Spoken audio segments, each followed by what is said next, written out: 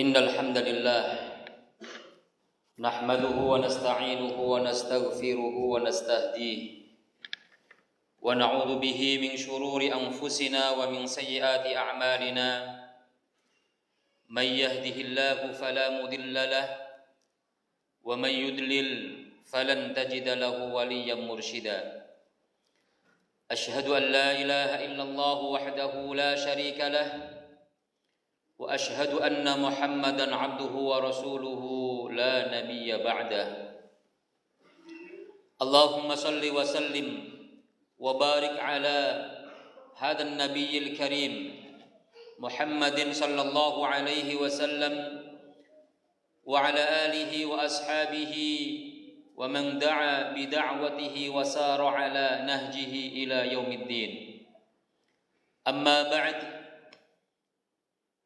أيها المسلمون أوصيكم وإياي بتقوى الله فقد فاز المتقون يا أيها الذين آمنوا اتقوا الله يا أيها الذين آمنوا اتقوا الله حق تقاته ولا تموتن إلا وأنتم مسلمون وقال رسول الله صلى الله عليه وسلم اتق الله حيثما كنت وأتبع السيئة الحسنة تمحها وخالق الناس بخلق حسن. Ma'asyiral muslimin, sidang Jum'ah yang dimuliakan Allah. Pada kesempatan yang berbahagia ini, marilah kita sama-sama berusaha untuk meningkatkan kualitas takwa kita kepada Allah Subhanahu wa taala. Bertambah semangat kita untuk melaksanakan perintah-perintah Allah dan bertambah kemampuan kita untuk bisa meninggalkan semua yang dilarang oleh Allah Subhanahu wa taala.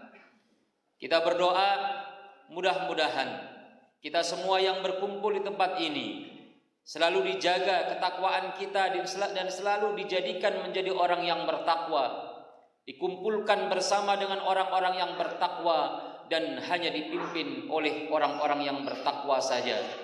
Karena itulah doa yang selalu kita panjatkan kepada Allah, Rabbana hab lana min azwajina wa dhurriyyatina qurrata a'yun waj'alna lil muttaqina imama. Jadikanlah kami menjadi pemimpin bagi orang-orang yang bertakwa.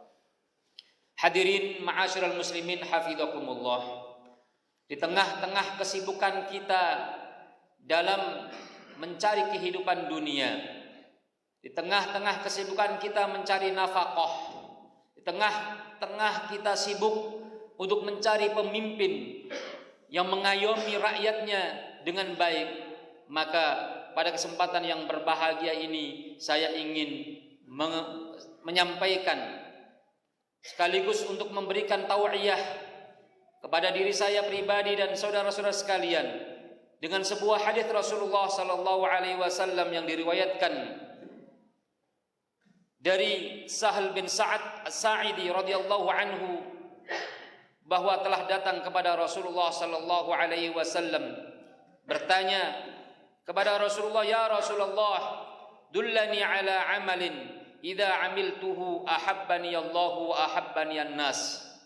Ya Rasulullah, tunjukkanlah kepadaku satu amalan yang kalau aku lakukan maka aku akan dicintai oleh Allah dan aku dicintai oleh manusia. Maka Rasulullah kemudian memberikan jawaban terhadap pertanyaan itu dengan mengatakan, izhad fid dunya yuhibbukallah wazhad fima 'indan nas yuhibbukan nas. Zuhudlah kamu kepada dunia, maka Allah akan mencintai kamu, dan zuhudlah kamu terhadap apa yang dimiliki oleh manusia, maka kamu akan dicintai oleh manusia.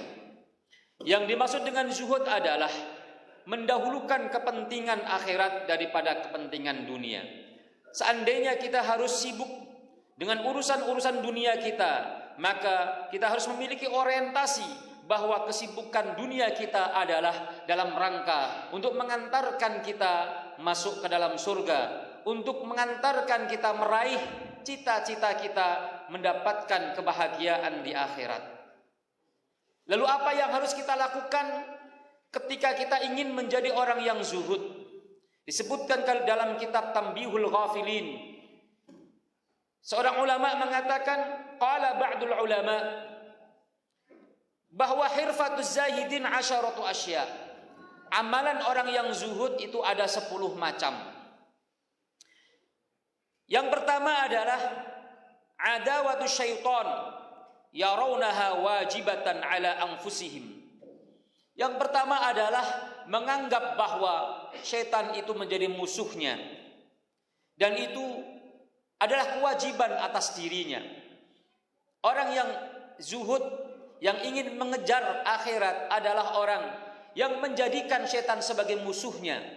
Karena Allah Subhanahu wa taala berfirman, "Inna syaitana lakum aduwwun fattakhidhuhu aduwwa." Sungguhnya syaitan itu adalah musuh bagi kalian, maka jadikanlah ia sebagai musuh bagi kalian.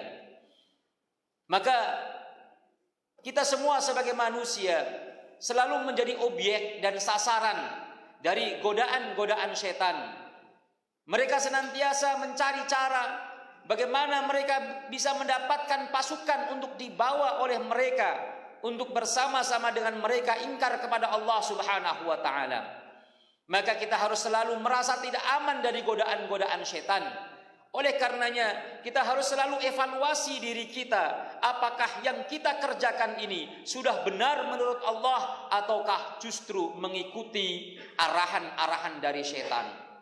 Oleh karenanya kita harus senantiasa memiliki benteng yang kuat agar syaitan tidak mampu untuk menggoda kita. Dan di antara benteng yang kuat yang harus kita miliki adalah hendaknya kita selalu berzikir kepada Allah Subhanahu wa taala, zikir dengan membaca Al-Qur'an, zikir dengan lafal-lafal yang diajarkan oleh Rasulullah. Salat juga termasuk bagian dari zikir kita kepada Allah, sehingga syaitan akan berat untuk menggoda kita.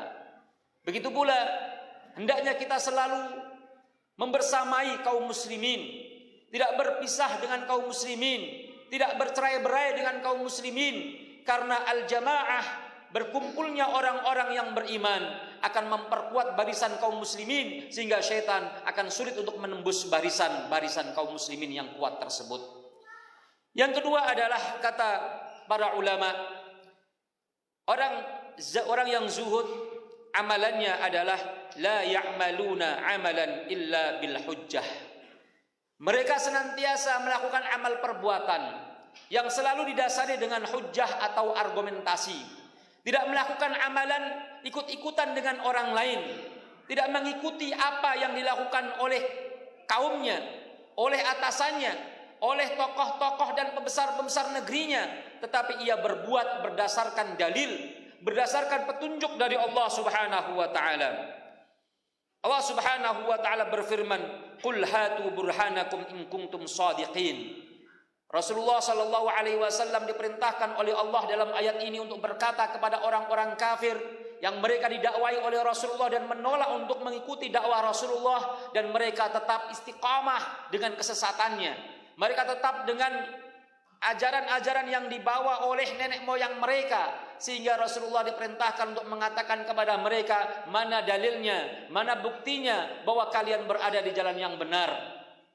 Ini penting bagi kita, karena bisa jadi perbuatan yang kita lakukan hanya mengikuti orang lain saja ternyata tidak benar menurut Allah Subhanahu wa ta'ala dan Rasulnya. Yang ketiga adalah annahum musta'idduna lil mauti. Orang yang zuhud selalu merasa siap menghadapi kematian, selalu mempersiapkan dirinya kapanpun ia dijemput oleh malakul maut, malaikat kematian yang menjemput nyawa kita, maka kita harus selalu siap. Dan ternyata kalau kita bertanya apakah kita sudah siap untuk dijemput oleh Allah, untuk diambil arwah kita, maka kebanyakan kita belum siap.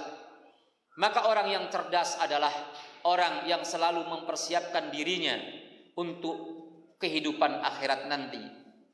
Padahal kita mengimani, kita meyakini bahwa kematian itu tidak pernah kita duga. Waktunya tidak ada yang mengetahui, tetapi seringkali kita tidak bisa menggunakan waktu kita untuk siap-siap dijemput oleh Allah Subhanahu wa taala. Maka orang yang zuhud selalu siap kapanpun kita dijemput, kapanpun kita diwafatkan oleh Allah, kita sudah siap. Dan kesiapan itu dilandaskan kepada sejauh mana kita membangun keimanan kita, membangun ibadah kita, membangun pribadi kita menjadi orang-orang yang saleh, orang-orang yang diperintahkan oleh Allah untuk senantiasa beribadah kepadanya. Yang keempat adalah yuhibbuna fillah wa yabghaduna fillah. Orang yang zuhud senantiasa dia mencintai karena Allah dan membenci juga karena Allah Subhanahu wa taala. Maka cinta kita kepada manusia hendaknya didasarkan kepada cinta Allah Subhanahu wa taala. Karena amal solehnya kita mencintainya, karena kebaikannya kita mencintainya, karena ilmunya kita mencintainya. Jangan mencintai manusia karena dunia. Jangan mencintai manusia karena hanya tampangnya saja. Tapi hendaknya kecintaan kita kepada manusia adalah karena didasari oleh ikhlas kita kepada Allah Subhanahu wa taala dan petunjuk dari Allah Subhanahu wa taala. Ketika kita mencintai orang yang dicintai oleh Allah dan kita membenci orang yang dibenci oleh Allah Subhanahu wa taala. Kadangkala kita terbalik, orang-orang yang dibenci oleh Allah justru kita dekati, tapi orang-orang yang dicintai oleh Allah justru kita jauhi. Allah Subhanahu wa taala berfirman dalam surah Al-Mujadilah, "La tajidu qauman yu'minuna billahi wal yaumil akhir yuwadduna man hadallaha wa rasulahu walau kanu aba'ahum aw abna'ahum aw ikhwanahum aw ashiratahum." Kaum Muhammad tidak akan menemukan ada orang yang beriman kepada Allah dan hari akhir lalu mereka berkasih sayang dengan orang-orang yang memusuhi Allah dan Rasulnya, walaupun mereka adalah bapaknya sendiri ataupun anaknya sendiri, saudaranya sendiri ataupun keluarga besarnya sendiri. Sehingga keluarga ketika mereka adalah musuh Allah Subhanahu wa taala, menentang perintah Allah Subhanahu wa taala, memusuhi ajaran Allah Subhanahu wa taala, maka kita diwajibkan untuk membenci mereka karena Allah membenci orang-orang semacam itu. Kemudian yang kelima adalah annahum ya'muruna bil ma'rufi wa yanhauna 'anil munkar. Orang yang zuhud adalah orang yang selalu mengabdikan dirinya untuk beramar ma'ruf dan nahi munkar, memerintahkan yang baik dan mencegah yang mungkar. Tidak rela kalau ada orang-orang yang ada di sekitarnya, apalagi orang-orang yang ada di bawahannya, melakukan kemungkaran kepada Allah Subhanahu wa taala. Baik kemungkaran itu meninggalkan kewajiban atau kemungkaran itu melakukan apa yang dilarang oleh Allah Subhanahu wa taala. Allah Subhanahu wa taala berfirman dalam surah Luqman ayat 17, "Wa'mur bil ma'rufi wanha 'anil munkar wasbir 'ala ma asabak inna dzalika min azmil umur." Perintahkanlah manusia untuk melakukan kebaikan dan laranglah mereka dari kemungkaran dan bersabarlah atas apa yang menimpa kamu dengan perbuatan tersebut. Dengan amar ma'ruf dan nahi munkar tentunya akan mendapatkan rintangan dan tantangan dari orang yang bersangkutan atau orang-orang yang ada di sekitar kita, maka di situ kita tetap diperintahkan oleh Allah agar tetap bersabar menghadapi ujian tersebut. Kemudian yang keenam adalah annahum ya'tabiruna wa yatafakkaruna fi amrillah. Hendaknya orang yang zuhud itu selalu mengambil pelajaran dan selalu bertafakkur terhadap perintah-perintah Allah, terhadap urusan-urusan Allah, terhadap makhluk-makhluk Allah Subhanahu wa taala. Kita selalu diperintahkan oleh Allah Subhanahu wa taala kapanpun kita berada untuk berfikir terhadap makhluk Allah yang begitu besar, sehingga ketika kita tafakkur terhadap makhluk Allah yang begitu besar, maka kita akan mendapati bahwa pencipta makhluk yang besar ini adalah yang maha agung. Sehingga diharapkan dengan mengetahui bahwa Allah Subhanahu wa taala yang maha agung, maka kita akan bisa menghadirkan ketundukan, kita akan hadir dalam diri kita tadallul dan khudu, ketundukan yang totalitas kepada Allah Subhanahu wa taala. Kemudian yang ketujuh adalah yahrisuna qulubahum likaila yatafakkaru fima lam yakun fihi ridallah Subhanahu wa taala. Hendaknya kita menjaga hati kita agar hati kita tidak memikirkan sesuatu yang tidak diridhoi oleh Allah Subhanahu wa taala.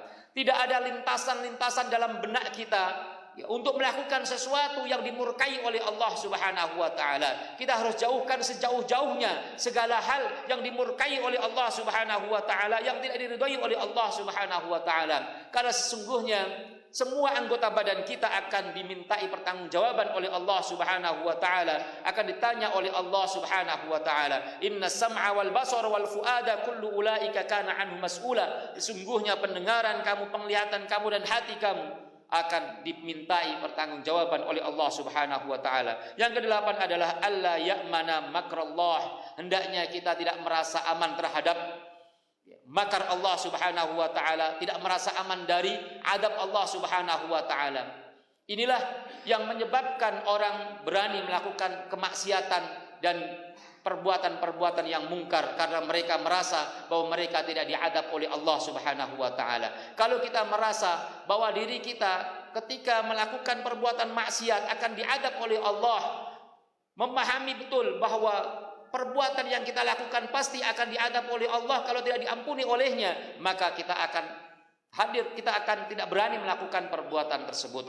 Yang kesembilan adalah alla yaqnatu min rahmatillah. Hendaknya kita tidak putus asa terhadap rahmat Allah. Naam, kita manusia banyak melakukan perbuatan dosa, tapi kita tidak boleh putus asa. Tidak boleh putus asa terhadap maghfirah dari Allah Subhanahu wa taala. Kita harus yakin bahwa Allah Subhanahu wa taala adalah Maha Pengampun. Allah Subhanahu wa taala memiliki rahmat kepada kita, maka kita harus selalu meminta kepada Allah agar Allah Subhanahu wa taala menyayangi kita, mengampuni kita dan menghapuskan dosa-dosa yang kita lakukan. Kemudian yang terakhir, yang ke-10, kata beliau adalah la yafrahuna bima atahumullahu minad dunya wa la yahzanuna ala ma fatahum. Tidak bergembira dengan apa yang Allah berikan kepadanya di dunia. Bergembira maksudnya adalah bergembira secara berlebihan, bangga dengan apa yang Allah berikan kepadanya berupa dunia, dan tidak bersedih terhadap sesuatu yang sudah lewat. Apa yang sudah tidak diberikan Allah kepada kita sudah berlalu, maka janganlah kita bersedih, karena kita selalu optimis bahwa Allah Subhanahu wa taala akan bersama dengan kita. Allah memiliki rahmah yang begitu luas, sehingga dengan begitu kita tidak akan merasa bahwa diri kita adalah orang yang dikucilkan, tidak memiliki putus asa, karena kita memahami betul bahwa Allah Subhanahu wa taala memberikan apa yang kita minta, memberikan apa yang kita minta ketika kita selalu melaksanakan ibadah kita kepada Allah dengan benar. Maka dunia yang sekarang ini kita kejar, ketika dikasih oleh Allah, jangan terlalu berbahagia dan bergembira, karena akan membuat kita larut dengan kegembiraan tersebut sehingga kita lalai melakukan kewajiban kita kepada Allah. Dan apa yang kita tidak dapatkan di masa-masa yang lalu, maka jangan terlalu bersedih, karena di masa yang akan datang kita masih banyak mendapatkan kesempatan untuk mendapatkan rahmat dari Allah Subhanahu wa taala. Inilah 10 hal yang harus dilakukan oleh orang yang zuhud, sebagaimana dikatakan oleh para ulama di dalam kitab Tanbihul Ghafilin. Demikian yang saya sampaikan, mudah-mudahan bermanfaat. Aqul qouli hadza astaghfirullah li wa lakum wa lisairil muslimin wal muslimat fastaghfiruhu innahu huwal ghafurur rahim.